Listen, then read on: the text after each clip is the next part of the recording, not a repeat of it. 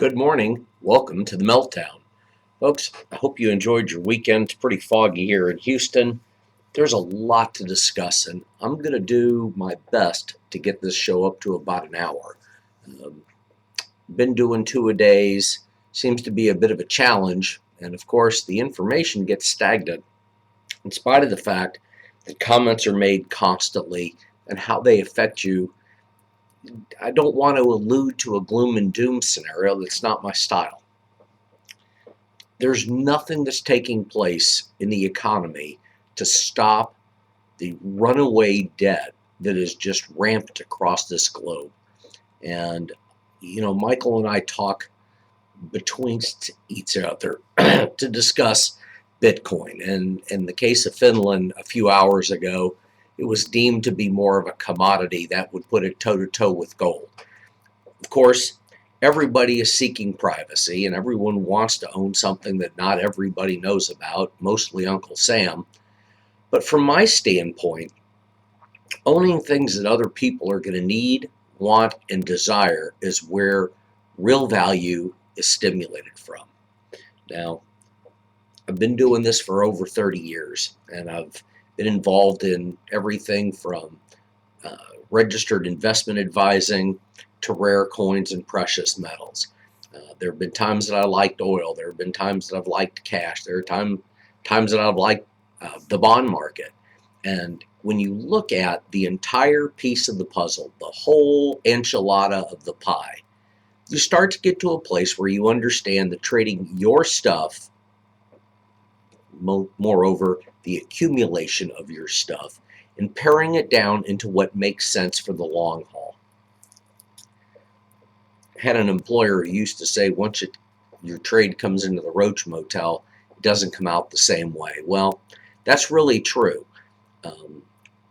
There is a method to owning a third, a third, and a third. And I do not like a accumulation of bulk with no thought-provoking building to it. Now, there's lots of different coins out there. 9,000 different coins in 20 different grades literally makes the market 180,000 across. When you considering the U.S. Mint has been around since 1792, more coins if you go back into the colonies. Coin collecting, currency collecting, the accumulation of tangible assets goes back generations. Pharaohs used to bury themselves with gold in tombs, thinking they would take it to the afterlife. Well, we obviously know that didn't happen because they died, they rotted, and all the treasure was still left behind. So when I look to build a portfolio, talking about what your goals and objectives are, how we're going to put together a program that will get you through the next 10 to 20 years, but will be something desirable to pass on to your heirs, that matters. Now, I am one of those who absolutely believes that you buy precious metals when they're cheap. And I know that in July, August of 2013, we saw a top in the price of gold. And ultimately, we've seen what I think may be a near-term bottom, but there's no way to really know. The funnel, the crest cycle, indicates that we've got a high in the Dow, I've said, of 17 or 18,000, trading at 16.5, and the Nikkei has started to lose its ground. Oil prices are down. Gas prices are down. They're going to be volatile because the richest amount of wealth is concentrated amongst the top 1% of Americans. The top 1% doesn't see major change. If you lose 25% of your net worth and you're worth $80 billion, yeah, that you'll see an effect, but it won't change your lifestyle. Talk about the average guy on the street, tell him he's going to lose half of his retirement. That starts to matter. And the amount of complaints about the 1.3 or 1.4 million people that lost their unemployment benefits a couple of weekends ago, and you've got this scenario, the makings of a disaster. So I listened to what's going on in the news, and certainly the effects of the nuclear treaties over in Iran, and maybe that'll, if there's cooperation, you'll see inflation start to get into check overseas. I'm watching the price of platinum rise much faster than the price of gold. Now trading at about a 13-14% premium over gold.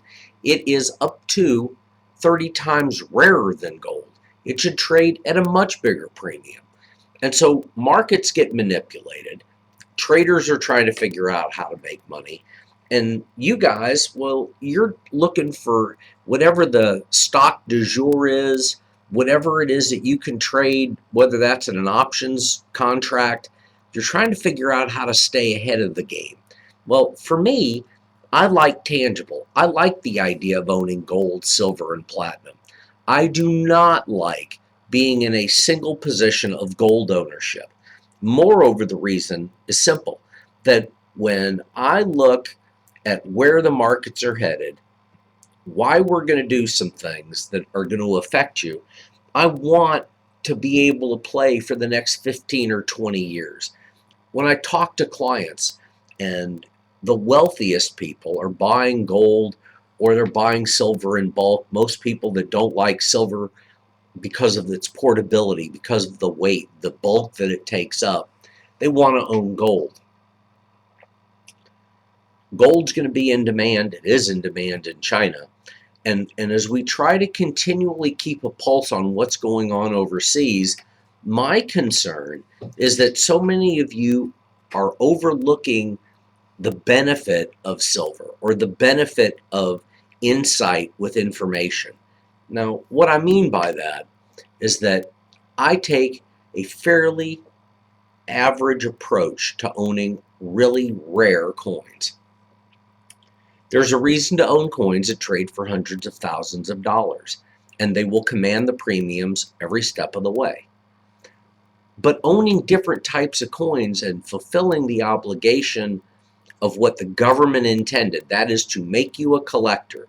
When the new bullion coins came out back in 1986, gold and silver eagles, the coins were deemed to be numismatic. That just meant that you had to collect them. It didn't mean you had to own expensive ones. They weren't expensive in 1986. Gold was at $540 an ounce. And so the new coin, the half-ounce gold American Eagle, the $25 denomination, made just under 600,000 coins, 599,587. But as gold lost its favor and the mintages went down, in 1991 the mintage was 24,100 coins. To find a business strike, not the proof, a business strike 1991 half-ounce gold eagle in pristine condition, gem BU, mint state 65 plus, you will spend a minimum of $3,000. And so when I look at and I'm comparing notes and I'm talking to customers about where the future market value is going to be, you look at overall mintages. Now, I got to tell you, the market got savvy moving into 2001, 2002. And certain coins in the half-ounce gold eagle series will command huge premiums. Think about it. A coin where the mintage was originally 24,100 pieces with a gem uncirculated best guess value of only about 2,400 coins dictates that they should be worth much more than $3,000 per half ounce. I sold some of them to a listener of the radio show back when we were live on air. And Jeff, who lives up in the Conroe area, did a great job and secured a position that I had available. And in doing the research, the difference between owning proof coins and business strike coins is the difference between owning something that's exceptionally rare versus something that anyone can own. And so for me, I want to own the exceptionally rare coins. If you're in your 60s and you've got longevity on your side and your family makes it into its 80s or 90s, folks, this is how you preserve wealth. Wealth protection, wealth insurance, all of it makes sense And you've got to understand that even though coins get graded by multiple grading companies, only two of them trade on a computer network. So when you're accumulating coins and you're filling them up in your safe, you're a survivalist. You don't trust the government. If you are far to the right or you go far to the left and you're stashing gold because, frankly, you're concerned about the possibility of having to barter with it, I want to own different types of coins. I want them in different qualities. I want to own the truly rare material because ultimately it's the truly rare that over the long haul tends to do the best. Now, what you've got to work with and what your goals are, that matters. I love to own the key date coins, and whether or not you paid 3,000, 5,000, 500,000, coins of value continue to appreciate because the elite seek them. There are so many different ways of looking at the coin community. I personally love modern issue silver commemoratives. Just less than 125 pieces between the business strikes and the proofs, dating back to the 1980s when the US Mint started making Olympic commemoratives. It was to help fund the athletes. And let's put a little asterisk. We do have the Sochi Games coming up in, I think they start February the 6th. Folks, there are concerns overseas. There's concerns about how do we fund our ability to go to the Soviet Union with all of the athletes. Folks, these are serious issues. Back at home, we still worry about how we're going to get a tank of gas, feed the family. How are we going to save as much money as we can without injuring our health? And certainly in our office, it's one of the topics we talk about regularly is eating properly and a good diet. Well, this is the diet for your portfolio. And so whether your net worth is 100,000 or 50,000 or 50 million, you put things into the tank that will make sense on the other side. Now I'm watching the stock market and I can tell you that over here the Dow is up. I can tell you the Nikkei was down. I can tell you the precious metals prices are all over the board. Palladium has been up, it's been down. Gold, silver, and platinum are trading in their aberrations. This is not a market for the faint of heart.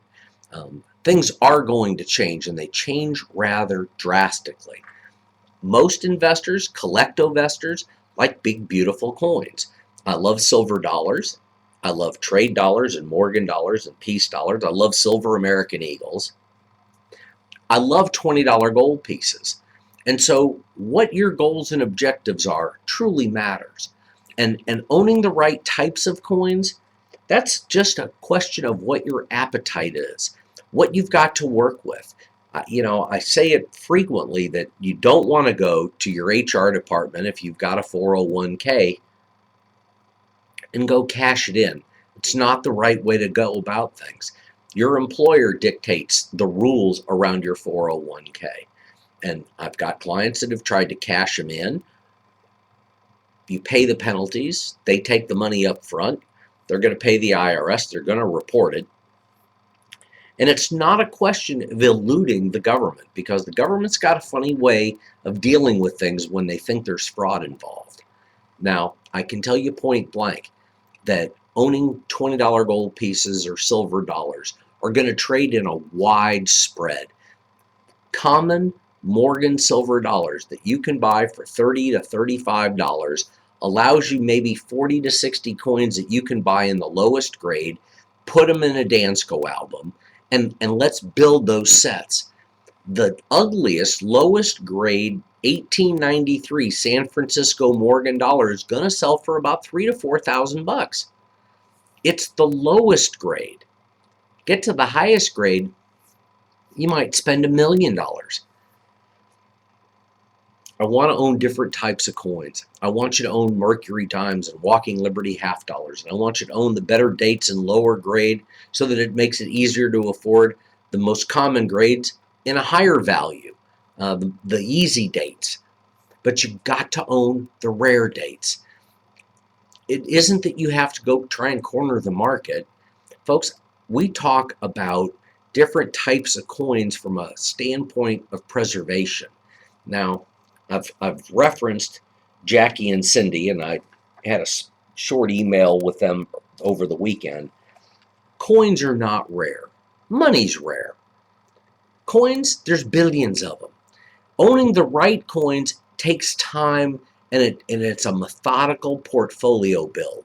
You own different types of coins that meet different criteria, literally because from the different criteria you get to a place where you can build sets, where you can own coins that other people want. And owning those types of coins allows you liquidity. I certainly want to own coins that lots of people want, okay? I love circulated wheat pennies and Indian cents and buffalo head nickels. I love dimes, quarters, and half dollars. I mentioned that. But owning these coins means that you must put them into albums. Don't store them by the bag or by the roll unless you're buying roll sets like Silver American Eagles. Started in 1986, the business strike coins have been made every year for 28 years. 2014s are being produced, and we believe that the allocations will begin hitting the street sometime this week. Folks, there are companies that make their living selling gold and silver eagles. If you're buying them in the right quality, then you're going to pay a premium for them. Too many people want the perfect coin. I don't see the difference. The value in certain coins in mint state 70 or proof 70 is negated because modern coins are supposed to be perfect. The US Mint doesn't drop them in bags like they used to. Subsequently, you don't get baggy looking coins. You get good looking coins, high grade, high quality. Deep cameos and ultra cameos will command premiums, particularly in older numismatics. You don't have to pay the premium for a new coin to be perfect like you do an old coin. Today, the US Mint is a sophisticated machine. One of the shows that I watched this morning talked about massive production plants, and a couple of big companies were talked about. And so the art of making something today is significantly different than what it was 100 years ago. Whether it's coins or cars or any other commodity, owning those types of items that are for the elite, you put out the money. You realize that at a time of economic turmoil, rare coins do better than anything. That's history. Now, these times that we're in, they're not historical. You cannot gauge the past on where we are today. We've never seen this kind of debt. We've never juggled as much as we juggle today. And folks, that's true of individuals, businesses, governments. It's all over the board. So I want to own coins that other people want, because when you get right down to it, it is a simple program and a simple formula.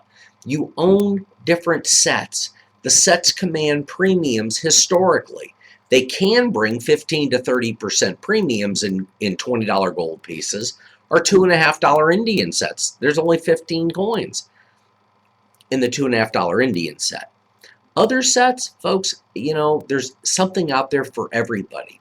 And I suggest getting a red book, going through it, coins that date from the colonies, the histories of the mints that produced coins. They made them in gold coins were minted in Charlotte, North Carolina, Dahlonega, Georgia, New Orleans. They were produced in San Francisco, Philadelphia, Denver. There's a lot of different characteristics that are true of a specific mint in a specific year. That's what made the Eagle collection so important back in 1999. Now, today, we look at coins and we try to upgrade their values all the time. And there's nothing illegal or wrong with it, but it is absolutely imperative that you do not treat your coins. Do not put them in solutions. Don't do anything to them, because if you don't know what you're doing, you can ruin the value of a coin almost immediately.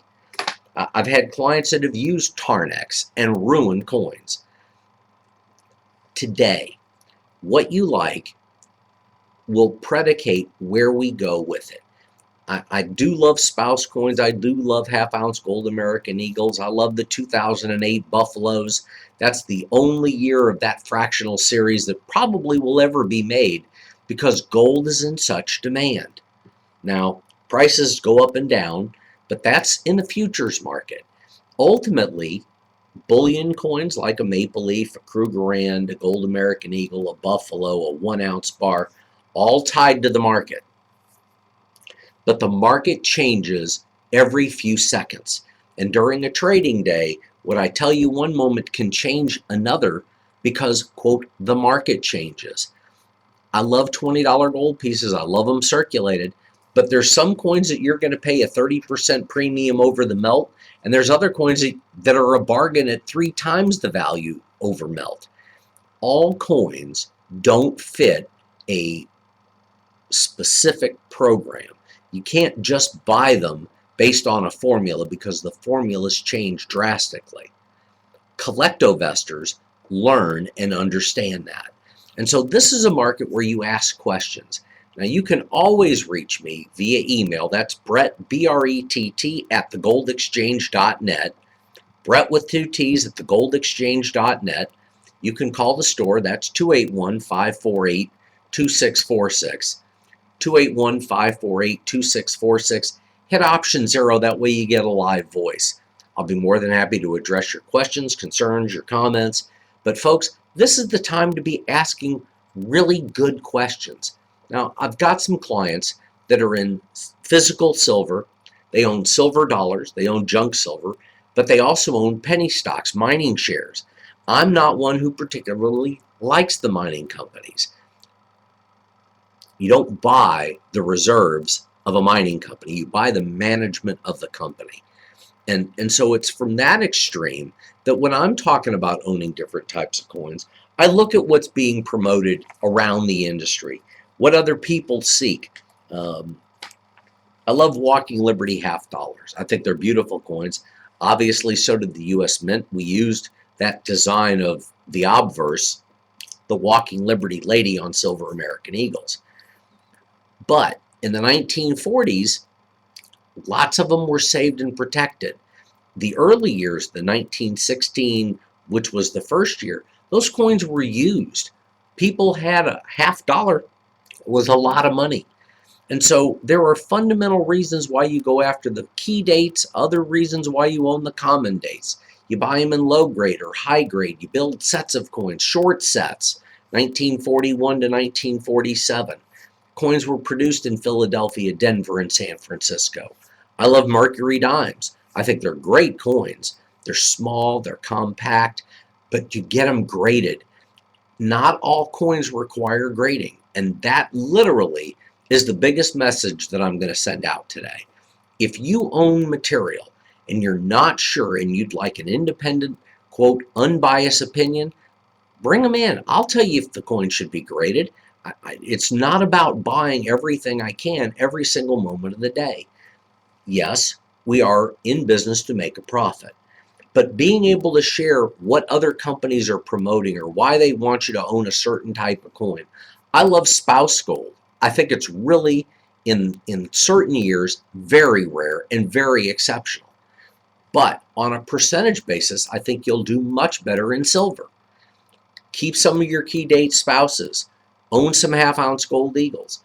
Own some cheap silver. Own 10-ounce bars. Own junk silver. Own it in different forms so that you adhere to the rules of being a collectivestor. It's paramount. Now, I can tell you, I thought I would try to get this show to an hour, but I can tell you I'm not going to make it. It's important that if you like new coins, you call the store, you tell me what you're seeking, and I'll tell you if whoever it is you're looking up online is giving you a fair price. Don't have a problem with that. But what your goal and objectives are, that's what I'm going to really pull down and hone in on. I want to own material, and I want you ahead of the herd mentality. See, in this country, it takes a few buyers to stimulate the fuel to get people to buy, sell, and trade. Well, for me, I want to be out there ahead of the curve, ahead of the herd, realizing that collectors and investors like big, beautiful coins, whether they're silver dollars or $20 gold pieces. Owning big coins matters.